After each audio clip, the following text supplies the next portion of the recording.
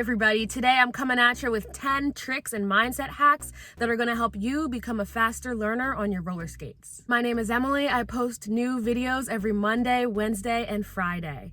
Go ahead and hit the subscribe button right below this video so that you can be updated whenever I post a new video. And I am filming in my car because it's too loud in the house right now and I don't have a decent microphone yet, but hopefully coming soon. So here are my tips. Number 1, stop comparing yourself to other skaters. Everybody starts somewhere, right? When I was a beginner, I used to compare myself. I would compare myself as a skater who has 2 weeks experience to skaters who have been skating their whole life for 20 or more years. And that's just, there's no point in doing that. It takes the joy out of everything. On the other hand, it's perfectly fine and encouraged to have someone to look up to in the skate community, which brings me to tip number 2. You're gonna want to find at least 2 to 3 role models, pun intended, that you trust and that you can look up to and that you can go to for help, whether that be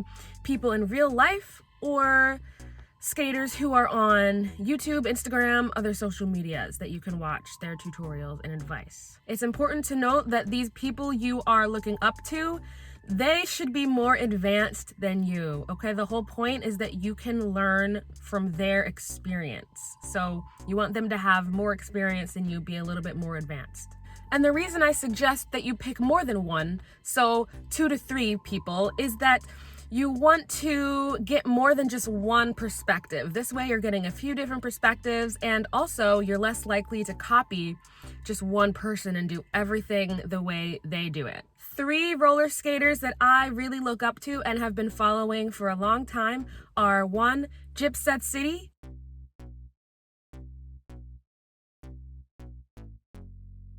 2, Queer Girl Straight Skates, and 3, Priscilla. And it might take a couple of months before you find a skater that you really resonate with, whether that be in person or online. Number 3, take action. Put on your skates. If you're like me, you are obsessed with skating, and perhaps you watch videos while you're in bed or sitting on the couch, which is totally cool.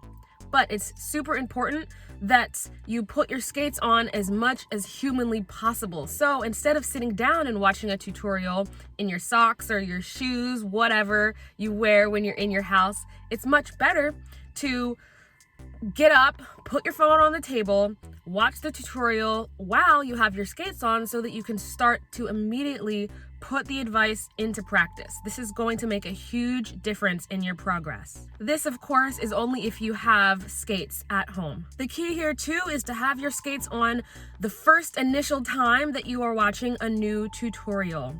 Imagining something, so sitting down and just listening or reading and imagining yourself doing it in your head, that is only going to get you so far. It's very important that you take action and, like I said, put the moves into practice immediately or as fast as possible. Number 4 is to say it out loud, whether that be in counts, 1, 2, 3, 4, which is what I really like to do when I'm dancing.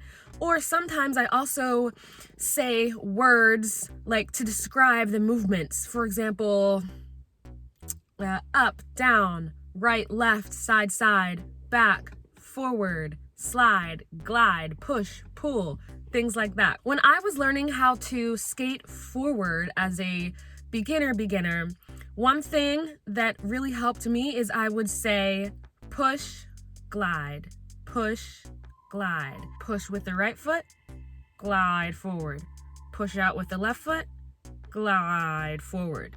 And an important step here was learning how to glide for a couple of beats and then push off and balance on one foot for a couple of beats before I put that other leg on.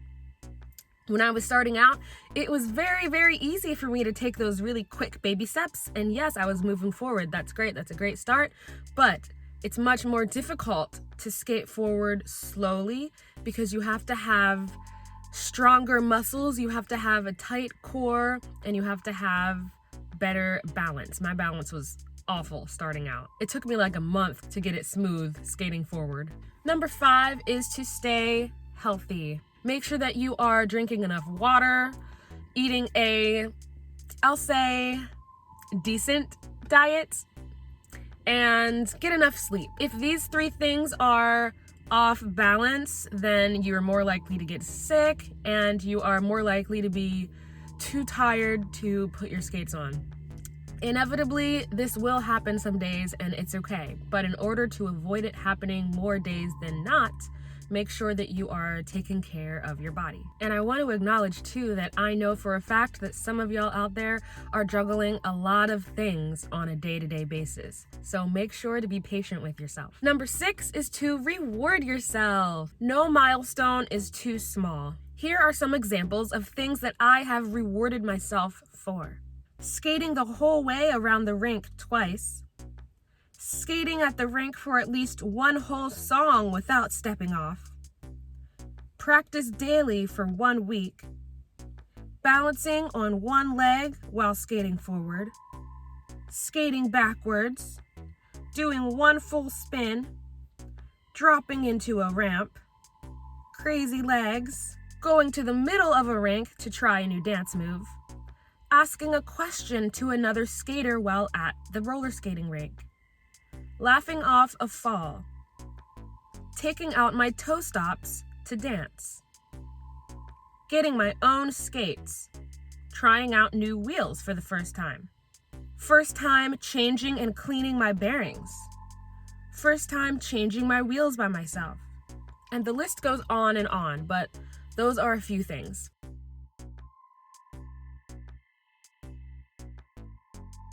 Number 7 is to listen to music that you enjoy while you're skating. Much better if the music is upbeat, especially when starting out, because you'll be able to feel and hear a pulse. This pulse that you hear and feel within the music will naturally and instinctively push you and motivate you to keep going. My top 3 musical genres when I'm skating are R&B, hip-hop, and disco, depending on the type of moves that I'm doing. You will be very shocked at how quickly time flies when you're listening to music that you enjoy. Keep in mind too that plenty of people at the rink bring their own music and they have their headphones or earbuds in and they are jamming, cruising along to their own tunes. So don't be afraid to do that. And this applies to when you are at home practicing too, or at a park, at a skate park or an outdoor hockey rink. If you have a radio with you that you are going to blast for all the world to hear, which I have done this, just make sure that you are being courteous and respectful to any potential people that are around you. If you're at the park and there are only 1 or 2 people there with you, go ahead and ask them, hey, is it okay if I play this music? Chances are they're not going to care, but they will appreciate you asking them. And for me personally, if it's really crowded, I most likely won't go in there with my boombox radio, but sometimes I do. You kind of just have to feel out the crowd and the vibe, but never be afraid to do it.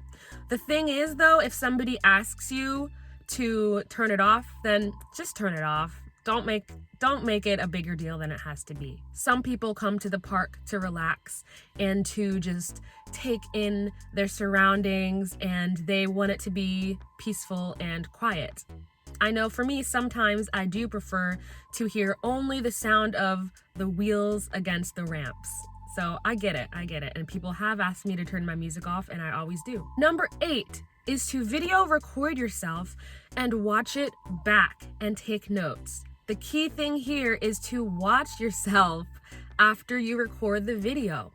Don't just record yourself and post it to Instagram or whatever and never watch it. You need to watch yourself and see maybe where you can improve, and then do it again, keeping in mind the things that you wrote down and how you can make it better. When you're watching the video back, you are making a mental note of what you can do better next time. The key thing here is next time. Do not fall into the trap of recording yourself, watching it back, and then trying again and recording yourself and doing that a bajillion times in one session, because you are just going to get frustrated and you're going to tire yourself out. And chances are that you are not going to perfect that move that day. So it's best to just take a break, come back the next day, or even come back in a few hours. The more you attempt something when you're tired and frustrated, the more likely you are to continue to do the move incorrectly. The more times that you do it wrong, the stronger your muscle memory works to remember the incorrect techniques for those moves. So it's very important that you take breaks and take it easy. Number 9, try taking the word practice out of your vocabulary, even if for a day. Sometimes you gotta skate for the sake of skating and having fun, and not for the purpose of working towards something. Words are extremely powerful. The word practice implies to many people that you are working towards a specific goal, which is perfectly fine and encouraged, but it's not necessary to do this during every skate session. Instead of saying, "Oh, I need to practice today," try instead saying, "Should I go skating today?" Or simply, "I'm going to the rink today." Or if you're at home and you're like, "Oh, I really need to practice this dance move. I really want to get it. I want to learn it fast. I need to get it." Instead of saying that, you could say something like, I don't know, "Today I'm going to try crazy legs." Do you hear and feel how that takes the pressure off of yourself? Number 10 is to stay persistent. Stay persistent, but don't force it. I know that the title of this video is about how to learn fast, but the reality is, in order to learn quickly, you need to be patient. I know it sounds contradictory, but it's true. And what I mean by this is, after a couple of weeks or months of being patient, then I promise you that the wheels will start turning and something will click and you will start to skyrocket in your growth. A mistake that a lot of beginners make is that they overdo it. So for example, they might go to a roller rink for a 3-hour session and stay for 2 sessions. So they're there for 6 hours in one day.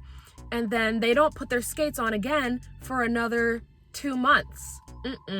That is much less effective than putting your skates on for even 5 minutes every week. Slow and steady wins the race. That really comes into play when learning how to roller skate. But don't get it twisted, because this is not a race against other skaters.